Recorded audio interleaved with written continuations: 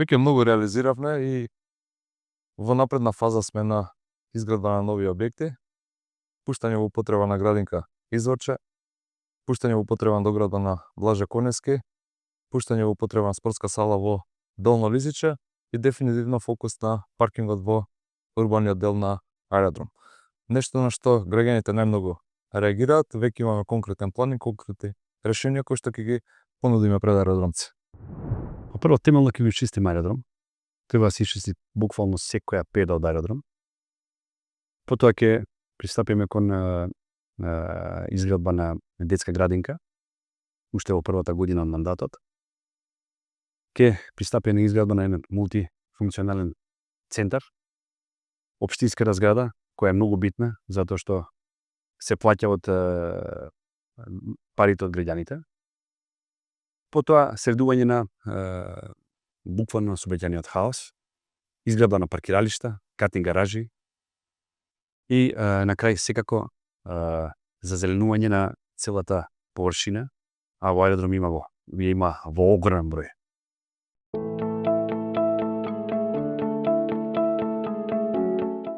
Веќе во изминатава недела дена мислам дека го чистиме најголем дел од ѓубрето во аеродром, кој што не го чистеше комунална хигиена Скопје, каде што сите ние како граѓани плаќаме. Повеќе од 600 тони отпад депониравме за само 4 дена во депонијата Дрисла и ќе продолжиме со овој интензитет се додека не се нормализираат состојбите во комунална хигиена Скопје. Чистењето не е само на една локација, туку чистењето треба се одвива паралелно секаде на територија на цел аеродром, зашто покажавме дека можеме и знаеме како да го и чистиме делот од аеродром кој што е најпроблематичен, односно деловите од аеродром кои што се најпроблематични од аспект на хигиена, така и ќе продолжиме во таа насока. Во аеродром има диви депонии на неколку чекори. Примерно, каде што ќе се зафатам да ичистам е локацијата околу Джеваер. Тоа знаете дека изгледа прво нехумано, неубаво и граѓаните што се во тој дел секој дневно се жалат и даваат поплаки, што до општината, што до град Скопје. И се заложам примерно да го ичистам тој потек и тоа ќе биде примерно со донација од општествено одговорни фирми и компании со кои веќе сум разговарал и се понудија да дадат и механизација, како и финански средства за тој потек конечно да се ичисти.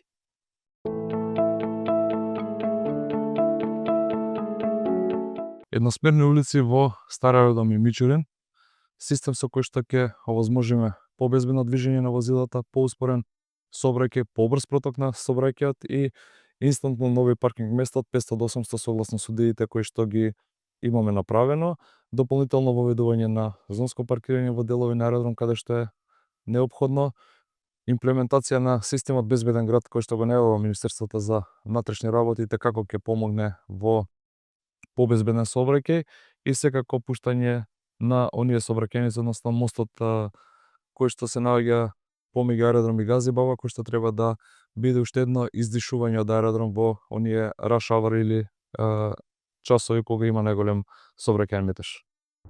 Реорганизација на паркиралиштата, поставување на катни гаражи и поставување на монтажни гаражи на едно ниво. Примерно, потегот позади Бисер, потребно е да се реорганизираат паркиралиштата, да се прошират.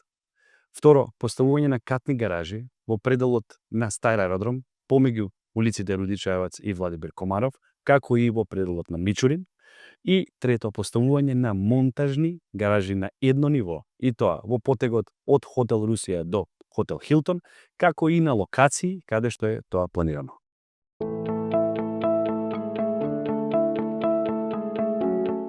Веќе покажавме дека работиме во интерес на младите, пуштиме еден најмодерен калистеника парк за стрит воркаут во токму во срцето на аеродром. Ке предвидуваме да изградиме уште нови 10 такви фитнес зони на целата територија на општина аеродром. Градиме една спортска сала во Долно Лисиче и уште една спортска сала во моментот во исто време во склоп на војната академија во аеродром. Денеска промовиравме и трета спортска сала која што ќе биде нов спортски дом во аеродром, тоа е во делот во Ново Лисиче позади фудбалската федерација. Многу нови проекти интересни каде што ќе овозможиме младите да имаат активности, односно да го подобриме развојот на спортот, оној аматерски или масовен спорт каде што ќе може да земат учество сите и тоа ќе ги чини нула. Младите се во фокусот на нашата општина, знаеме дека се оние двигател на едно општество.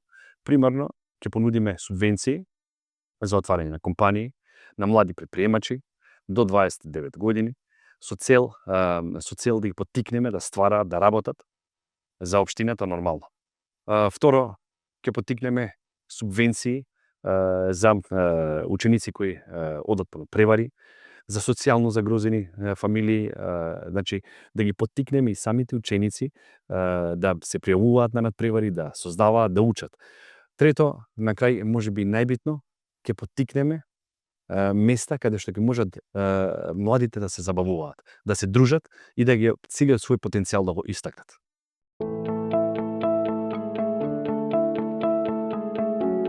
А сите три се надвор од надлежностите на општината. Реално ниту здравството, ниту противпожарната станица, ниту третманот на кучињата скитници не се во директна надлежност, меѓутоа број еден проблем мислам дека кој што се појавува најакутно на територија на цела општина се кучињата скитници и за тоа веќе разговараме, сме во напредна фаза за наоѓање на нов начин на третман, односно постапување со кучињата скитници во соработка со јавното претпријатие Лека и градот Скопје. Сите три проекти се битни, но мене најблизок ми е мобилниот општински медицински тим. Зашто го зборувам? Затоа што општината има близу 100.000 жители, голем дел е постара, возрастна популација, на која и треба мобилен општински медицински тим. Која е функцијата на мобилниот општински медицински тим? Е тоа што голем број на пациенти, голем број на луѓе не може да стигнат до болница, требаат помош, не може да бидат однесени од болница до своите домови. Тука ќе биде тој мобилен општински тим кој ќе биде во интерес на тие граѓани и ќе стои секогаш каде што треба да им се укаже помош.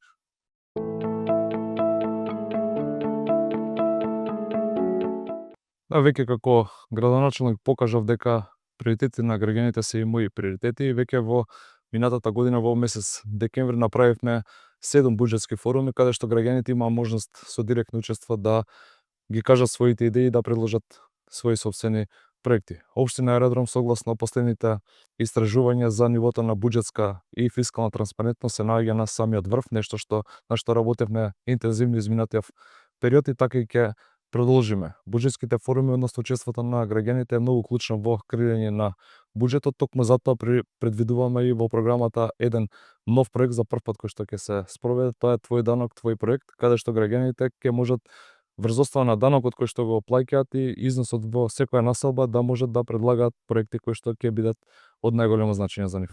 Апсолутно. Планирам општина Аеродром да биде најтранспарентна општина од сите општини во нашата република. Со таква цел, со тоа што сите седници на советот ќе бидат јавни, ќе се одвиваат во живо. Апсолутно сите извештаи и месечни и 6-месечни ќе бидат прикажани на сите седници и така граѓаните на општина Аеродром ќе имаат увид во работата на самата општина. Нормално, секој случување на договори се од интерес на граѓаните затоа што тоа се пари на граѓаните. Факт е дека граѓаните мора да знаат како се трошат нивните пари. Јас сум тука да ја предочам општината, ја донесам општината еден чекор поблиску до граѓаните.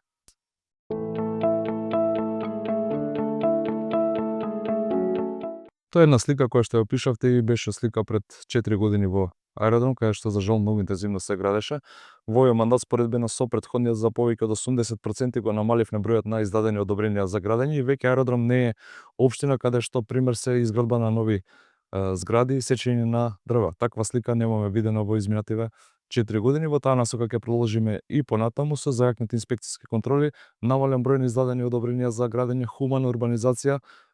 Бевме првата општина која што пренамени маркици за згради во паркови и тоа е нешто што сметам дека треба да продолжиме да го правиме сите заеднички. Зајакнување на капацитетот на инспекцијските служби примарно, вработување на поголем број на инспектори кои ќе мора да излезат на терен затоа што општина Аеродром е најголема општина во Скопје, мора да ја држиме урбаната мафија под контрола. Зашто го зборам ова? Затоа што знаеме дека во Аеродром години уназад се гради ненормално многу, така да мора да се стави некој ред прво тука.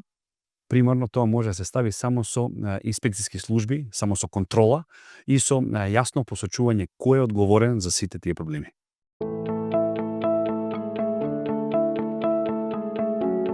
Во изминатиот мандат веќе покажавме дека имаме соработка во однос на проекти кои што се од интерес за граѓаните и многу често сум се обидувал и се обидувам да сите оние одлуки кои што ги носиме со консензус, односно со апсолутно мнозинство од страна на советниците, така ќе продолжиме и понатаму. Бев на еден пример каде што за прв пат воведовме и електронски седници на совет, да граѓаните можат директно да учествуваат во работата на советот и да видат за што станува збор. Имаме соработка со сите советнички групи. После првиот круг на избори имаме мнозинство во советот на општина Аројон со 15 советници, меѓутоа и мислењето на опозицијата секако е релевантно и тие луѓе имаат добиена поддршка од граѓаните за своите проекти кои што ги имаат понудено и дефинитивно ќе имаме соработка во иднина. Апсолутно, едно модерно општество треба заедно да ги сплоти и опозицијата и позицијата, ако е тоа све во интерес на граѓаните. Мојата его и суета ќе бидат спуштени кога се работи во интерес на граѓаните. Затоа што секој совет и од опозицијата и од позицијата може само правилно да се искористи. Не мора да се гледа све низ партиска призма. Мора да ни бидат граѓаните во фокус.